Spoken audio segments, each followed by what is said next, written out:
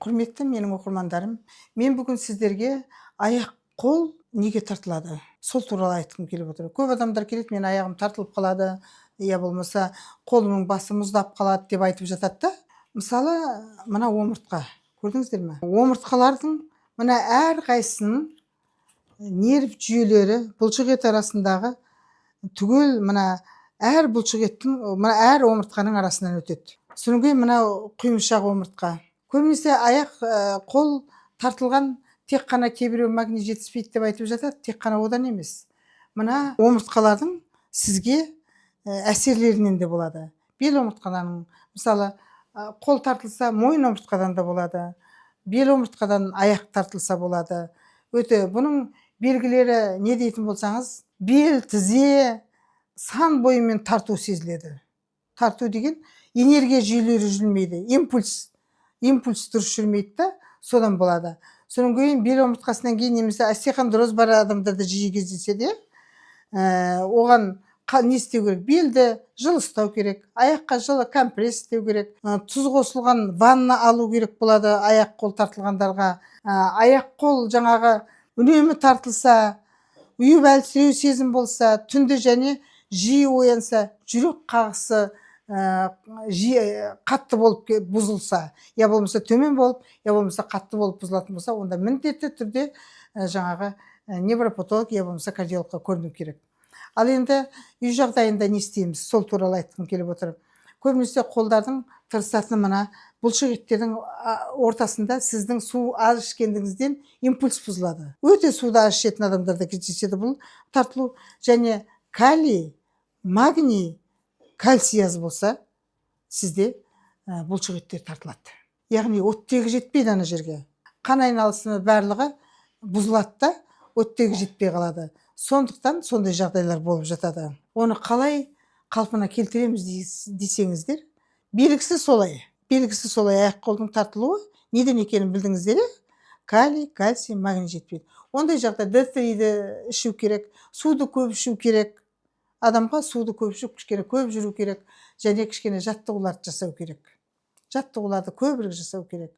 Қолды жоғары көтеру. Қолды жоғары көтердіңіз, міне бұлшық ет тартылды, қараңызшы. Бұлшық ет мінекей тартылды. Қатты тартыңыз, міне бұлшық етті тартыңыз. Қолдың өзін сүйегін емес, бұлшық етті былай тартыңыз, міне жан-жағының бәрі тартылады.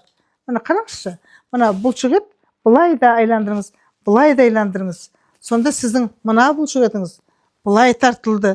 Міне былай тартылса, мына бұлшық етіңіз бүйтіп жан-жаққа бүйтіп айландырып тартыңыз. Осы жаттығуды істеңіздер. Және не жеу керек десеңіздер, бұл көбейту үшін D3 деген, D3 деген жаңағы витамин жеңіз. Және банан жеңіз. Кепкен өрік өте пайдалы. Кепкен өрік өте пайдалы. Кепкен өрік. Оның кейін сізге жеміс жидек көкөністі көбірек жеңіз. Әсіресе брокколи деген бар ғой, ана мыж-мыж кәрі адамның бетінде болып қалған бір капуста болады ғой, мыж-мыж беттері бұжыр-бұжыр. Жасылы. Сол жасыл брокколиді көп жеңіз. Салатқа да салыңыз, көжеге де салыңыз, сорпаға да салыңыз, сөйтіп соны көп жеңіз. Сол сізге өте пайдалы болады. Жаңағы байқап тұрсаңыз, сіздің импульс жақсы жүрмей, оттегі жетпей қалады дегенге келтірейін. Мысалы, мен еріңіз тартылып қалды деңіз. Тартылып қалды деңіз. Ол жер, я болмаса аяқтың тартылып қалды. Сол жерге бақылап тұрсаңыз, кішкене қыздыратын бірдеңке жағып, ысып-ысып жесеңіз, анау кетіп қалады. Тартқаны. Ол неге? Сондықтан сіз жылы ваннаға аяқты міндетті түрде салыңыз. Жылы ваннаға салыңыз, я болмаса, ванна жоқ жағдайда үйде кішірек ыдысқа аяғыңызды тұзды суға көбірек салыңыз. Тұзды су өте жақсы болады. Жаңағы аяқтан жоғары қарта қан айналысын, жаңа оттегіні жүргізеді, былайынша айтқанда. Өте жақсы пайдалы болады. Соны жасаңыздар. Сонда сіздерге кейін шөптен долана шөп өте жақсы. Түймедақ бәріне пайдаланыңыздар, түймедақта. Кейін жаңағы түймедақтан бөлек жаңағы мелисса дейтін шөп болады ғой. Сол мелисса дейтін шөпті де көп пайдаланыңыздар. Енді магний неге азайып кетеді дейтін болсаңыздар, жаңағы жүру аз, бізде су ішу аз. Оған қосымша кішкене тік аяқтан тұрып жұмыс істеу болып қалады, суық тиіп қалады, суық өтіп кетеді аяқтан, ол да бар. Одан бөлек сіздің ішкі құрылыстарыңызда кәдімгі бізде бәрімізде құрт бар. Қазір екінің бірі паразит тазалауды айтып кетті. Ол паразит қай уақытта көбейеді? Сіздің иммунитетіңіз төмен түскен жағдайда ғана көбейеді. Сол сияқты сіздің сондай ішіңізде паразит болса да, ішіңізде мынандай үлкен дәретіңіз шықпай запор болсаңыз да, ішектегі нәрселерде көп сіздің мына бұлшық еттегі нәрді жеп қояды. Сондықтан ішті таза ұстау керек, және мына бұлшық еттің барлығын босату үшін жаңағы магний В6 деген болады. Магнийдің түрі де көп өзі. Магний В6 деген болады. Тағы да кальций болады. Тіптен кальцийдің дайыны болады. Кальций, магний, селен үшеуі қосылғаны болады. Осы үшеуі қосылғанын алып жесеңіздер де өте пайдалы. Бірақ сіздерге ескертемін, витамин жеген кезде аты жөні жоқ көп витаминді жей бермеңіздер. Өйткені сіздің іштеріңізде паразиттер болатын болса, сіз өзіңіздің тәніңізді, денеңізді емес, сіз паразитке тамақ бересіз. Ол тамақтанып алады да одан ары семіріп көбейіп кетеді. Сондықтан ішкі құрылысты тазалап алып, витамин жеу емес, тамақпен де орнын толтыруға болады. Витаминнің орнын тамақпен де толтыруға болады. Сөйтіп тамақпен таза тамақтанып, дұрыс тамақтанып жейтін болсаңыздар, сіздерде өте жаңағы организмде керекті витаминдер толық болады. Сондықтан қалай бұны жолы қандай дейтін болсаңыздар, менімен хабарлассаңыздар болады. Я болмаса тіптен бір келіп емделсеңіздер, өздеріңіз білесіздер, өздеріңіз әжептәуір, өзіңізге өзіңіз білім аласыз. Өзіңіздің ағзаңызға өзіңіз керекті білімді аласыз. Сөйтіп арғарта қалай емделу керек екенін білесіздер.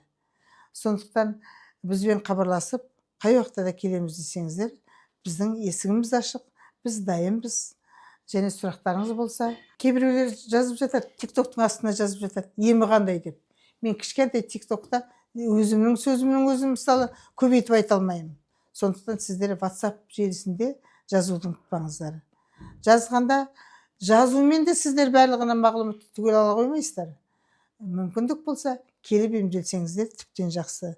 Келіп емделіп, я болмаса сұрап білулеріңізге болады. Жауап беру үшін де ол адамның организмін, я болмаса ол адамның ауруын дәлелдеу керек болады.